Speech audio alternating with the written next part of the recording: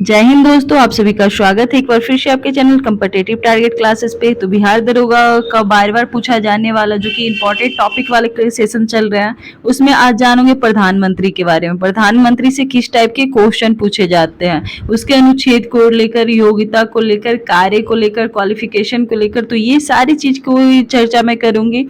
और ये वीडियो बहुत खास होने वाला है क्योंकि यहाँ से यदि वीडियो के लास्ट तक बने हुए रहते हो तो प्रधानमंत्री से किसी भी एग्जाम में यदि आपसे क्वेश्चन पूछा जाएगा तो आप क्वेश्चन गलत नहीं करके आओगे, बिल्कुल सही करके आओगे। तो वीडियो के लास्ट तक जरूर बने हुए रहना। वीडियो पसंद आए तो इसे लाइक करो, शेयर करो और चैनल को सब्सक्राइब कर लो ताकि सारे इंपॉर्टेंट टॉपिक वाले क्लासेस आप कंटिन्यू कर सको, इसलिए चैनल सब्सक्राइब कर लेना।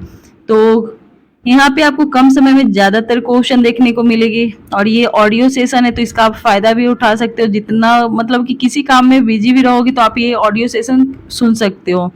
तो क्वेश्चन नंबर फर्स्ट से स्टार्ट किया जाए कि प्रधानमंत्री की नियुक्ति किसके द्वारा होती है। सबसे पहला क्वेश्चन और सबसे इंपॉर्टेंट क्वेश्चन आपको दिख गया होगा कि प्रधानमंत्री की नियुक्ति राष्ट्रपति के द्वारा किया जाता है, तो इसका right answer option number A हो जाएगा। क्वेश्चन नंबर 2, संसदीय शासन में वास्तविक कार्यपालिका की शक्ति किसके पास होती है, तो इसका right answer option number C हो जाएगा, प्रधानमंत्री के पास। संसदीय शासन में वास्तविक कार्यपालिका शक्ति प्रधानमंत्री के पास होती है। क्वेश्चन नंबर 3, प्रधानमंत्री के नियुक्ति संबंधी प्रावधान संविधान के किस अनुच्छेद में वर्णित किया गया है, तो इसका right answer option number A हो जाएगा। अनुच्छेद 75 में प्रधानमंत्री की नियुक्ति का प्रावधान किया गया है। क्वेश्चन नंबर 4, भारत के प्रधानमंत्री पद के लिए उम्मीदवारों की कम से कम कितनी उम्र होनी चाहिए, तो इसका right answer option number A हो जाएगा, 25 वर्ष। ये क्वेश्चन काफी ज्यादा इंपॉर्टेंट हो जाता है। नेक्स्ट क्वेश्चन नंबर 5, प्रधानमंत्री की नियुक्ति राष्ट्रपति करता है, यह किस अनुच्छेद में है, तो इसका right answer option number C हो जाएगा, अनुच्छेद 75 में। जैसा कि आपको यहाँ पे दो क्वेश्चन देखने को मिल गया होगा कि प्रधानमंत्री की नियुक्ति कौन करता है, तो राष्ट्रपति। तो ये कौन से अनुच्छेद के तहत करता है, तो अनुच्छेद 75। क्वेश्चन नंबर 6, प्रधानमंत्री की कार्यकाल कितना होता है, प्रधानमंत्री के कार्यकाल 5 वर्ष होता है, तो इसका right answer option number A हो जाएगा। क्वेश्चन नंबर 7, भारत के प्रधानमंत्री के दायित्व का उल्लेख संविधान के किस अनुच्छेद में किया गया, तो इसका right answer option number C हो जाएगा, अनुच्छेद 78 में। क्वेश्चन नंबर 8, भारत का प्रधानमंत्री किसका प्रधान होता है, तो केंद्र सरकार का प्रधान होता है। ये क्वेश्चन बहुत अच्छा क्वेश्चन है। क्वेश्चन नंबर 9, भारत के प्रधानमंत्री के रूप में किसका कार्यकाल सबसे कम था, तो कौन से प्रधानमंत्री जिनका कार्यकाल सबसे कम था, तो 9 का right answer option number B हो जाएगा, चौधरी चरण सिंह। क्वेश्चन नंबर 10, भारत का प्रधानमंत्री किसके प्रति उत्तरदायी होता है, तो इसका राइट आंसर हो जाएगा ऑप्शन नंबर ए, लोकसभा के प्रति भारत का प्रधानमंत्री उत्तरदायी होता है। क्वेश्चन नंबर 11, केंद्र की मंत्रिपरिषद में कितने मंत्रियों का शामिल किया जा सकता है, केंद्र के मंत्रियों में कितने मंत्रियों का शामिल किया जा सकता है, तो इसका right answer option number A हो जाएगा, लोकसभा के कुल सदस्य का 15%। तो आप लोगों को मैंने ये भी बताया था कि कौन से अनुच्छेद या कौन से संविधान संशोधन के तहत ये बताया गया कि लोकसभा के कुल सदस्यों के 15% केंद्र की मंत्रिपरिषद में शामिल हो सकते हैं, तो जरूर कमेंट करके बताना। क्वेश्चन नंबर 12, भारत में केंद्रीय मंत्री पद की शपथ से संबंधित प्रावधान कौन सी अनुसूची में है, तो इसका right answer option number C हो जाएगा, तीसरी अनुसूची में भारत में केंद्रीय मंत्री पद की शपथ से संबंधित है, जैसा कि तीसरी अनुसूची में शपथ से संबंधित है। क्वेश्चन नंबर 13, राष्ट्रीय आपदा प्रबंधन प्राधिकरण का अध्यक्ष कौन होता है, तो राष्ट्रीय आपदा प्राधिकरण के अध्यक्ष की बात किया जाए तो इसका right answer option number A हो जाएगा, प्रधानमंत्री। क्वेश्चन नंबर 14, लोकसभा के अधिनियम के अंतर्गत सदन के नेता का अर्थ किससे होता है, तो इसका right answer option number D हो जाएगा, प्रधानमंत्री। कि प्रधानमंत्री लोकसभा के अधिनियम के अंतर्गत सदन के नेता का अर्थ प्रधानमंत्री से है और यह लोकसभा के सदस्य हो। क्वेश्चन नंबर 15, भारत के संविधान के किस अनुच्छेद में यह वर्णित किया गया कि एक मंत्रिपरिषद होगी जिसका प्रमुख प्रधानमंत्री होगा, तो इसका right answer option number B होगा, 74 के फर्स्ट में। और इसके ये सारे क्वेश्चन का आप भी आंसर करते जाना और लास्ट में बताना कि आपके कितने क्वेश्चन सही बन रहा है। क्वेश्चन नंबर 16, किस संशोधन ने मंत्रिपरिषद के आकार के सदन के कुल आकार का 15% तक सीमित कर दिया, तो लो आपका क्वेश्चन भी यहीं पे आसान हो गया। इसका right answer option number B हो जाएगा, 91वें संविधान संशोधन के तहत यह बताया गया कि मंत्रिपरिषद के आकार के सदन के कुल आकार का 15% तक सीमित कर दिया गया है। क्वेश्चन नंबर 17, भारत के किस प्रधानमंत्री के कार्यकाल के दौरान 9वीं अनुसूची को प्रथम संविधान संशोधन अधिनियम 1951 के द्वारा पुनः स्थापित किया गया? तो 17 का right answer option number C हो जाएगा, जवाहरलाल नेहरू। और ये क्वेश्चन आप लोग इंपॉर्टेंट में डाल लेना, स्टार मार्क्स कर लेना। क्वेश्चन नंबर 18, सर्वप्रथम लोकसभा में अविश्वास प्रस्ताव किस प्रधानमंत्री के विरुद्ध लाया गया था? तो इसका right answer option number B हो जाएगा, जवाहरलाल नेहरू के प्रति। तो ये भी क्वेश्चन इंपॉर्टेंट क्वेश्चन हो जाता है। क्वेश्चन नंबर 19, केंद्रीय कैबिनेट सचिवालय किसके निर्देशाधीन कार्य करता है? तो इसका right answer option number C हो जाएगा, प्रधानमंत्री। केंद्रीय कैबिनेट सचिवालय प्रधानमंत्री के निर्देशाधीन कार्य करता है। क्वेश्चन नंबर 20, कैबिनेट समितियां किसके द्वारा समय की आवश्यकता एवं परिस्थितियों की आवश्यकता को ध्यान रखते हुए गठित की जाती है? तो इसका right answer option number B हो जाएगा, प्रधानमंत्री। कैबिनेट समितियां प्रधानमंत्री द्वारा समय की आवश्यकता एवं परिस्थितियों की आवश्यकता को ध्यान रखते हुए गठित की जाती है। क्वेश्चन नंबर 21 देख लेते हैं। मंत्रिपरिषद के विरुद्ध अविश्वास प्रस्ताव लाने के लिए लोकसभा के सदस्यों की कितनी होनी चाहिए? तो इसका राइट आंसर 21 का ऑप्शन नंबर डी हो जाएगा, 50। ये इंपॉर्टेंट क्वेश्चन है। क्वेश्चन नंबर 22, राष्ट्रीय सुरक्षा समिति का प्रधान कौन होता है? राष्ट्रीय सुरक्षा समिति का प्रधान प्रधानमंत्री होता है। इसका right answer option number A हो जाएगा। क्वेश्चन नंबर 23, कोई भी व्यक्ति भारतीय प्रधानमंत्री के रूप में अधिकतम कितनी बार सेवारत हो सकता है? तो कोई सीमा नहीं है। इसका right answer option number D हो सकता है, कितनी बार भी हो सकता है। क्वेश्चन नंबर 24, निम्नलिखित में से कौन योजना आयोग के अध्यक्ष भी होते? तो योजना आयोग के अध्यक्ष की चर्चा करेगा तो कौन होंगे? तो प्रधानमंत्री। क्वेश्चन नंबर 25, स्वतंत्र भारत में कैबिनेट के खिलाफ पहला अविश्वास प्रस्ताव कब लाया गया था? तो 25 का right answer option number D हो जाएगा, अगस्त 1963 में।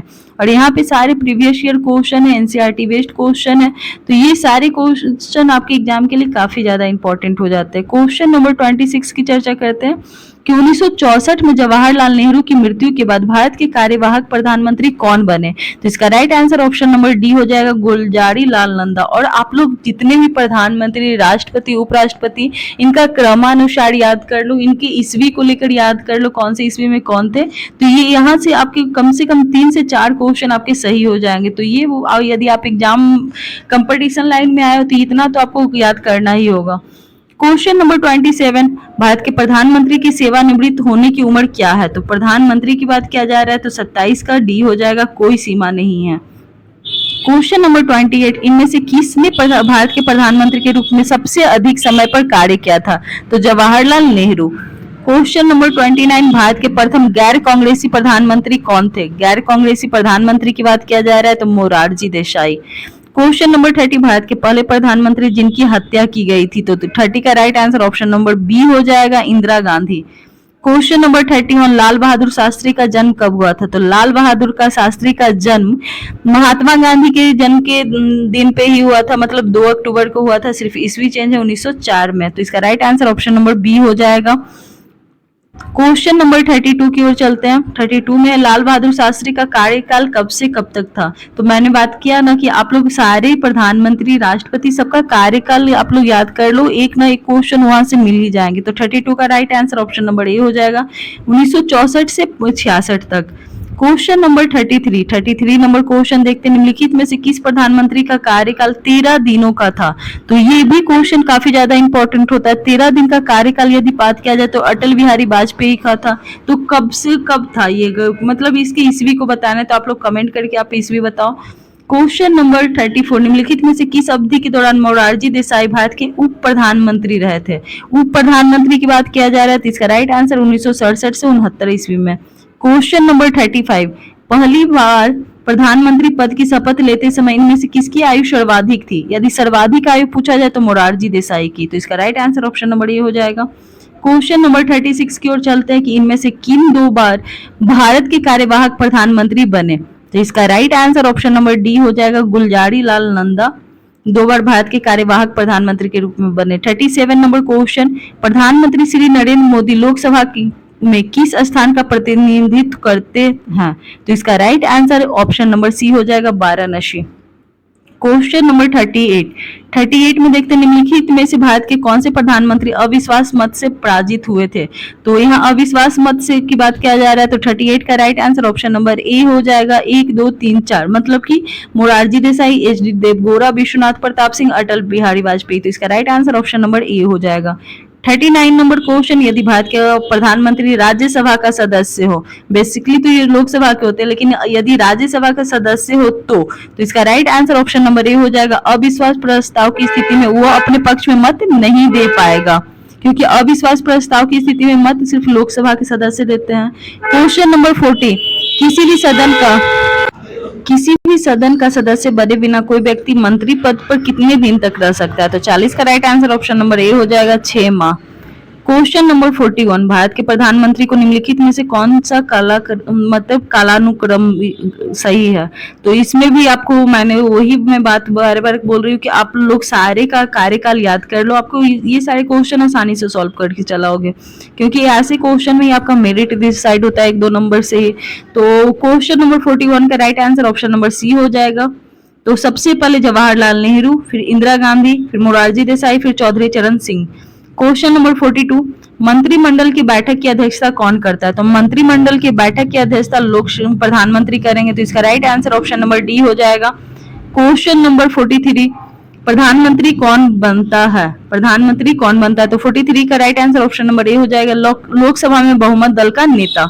क्वेश्चन नंबर 44, भारत की प्रथम महिला प्रधानमंत्री कौन थी? भारत की प्रथम महिला प्रधानमंत्री कौन थी? तो इसका right answer option number A हो जाएगा, इंदिरा गांधी। क्वेश्चन नंबर 45, वह प्रथम प्रधानमंत्री कौन थे जिन्होंने संसद सत्र में उपस्थित हुए बिना ही त्याग पत्र दे दिया था? बहुत ज्यादा फेमस क्वेश्चन, चौधरी चरण सिंह, इसका राइट आंसर हो जाएगा। 45 नंबर क्वेश्चन भी इंपॉर्टेंट क्वेश्चन हो जाता है। तो आज की इस क्लास में आप लोग प्रधानमंत्री से जुड़ा हुआ वो हर एक क्वेश्चन जाने, जो कि बार बार आपसे रिपीटेड किया जा रहा है। तो ये सारे क्लासेस आपको कैसे लग रहा है, जो कि सारे इंपॉर्टेंट टॉपिक वाला जुड़ा हुआ है, जहां से क्वेश्चन बनते हैं, और यहाँ पे आपको लिमिटेड क्वेश्चन बताया जा रहा है ताकि उतना ही पढ़ो और आपका सिलेक्शन हो सके। तो आई होप सो ये क्लास पसंद आ रहा होगा। तो नेक्स्ट टॉपिक वाले क्लास में जरूर मिलते हैं। तो थैंक यू।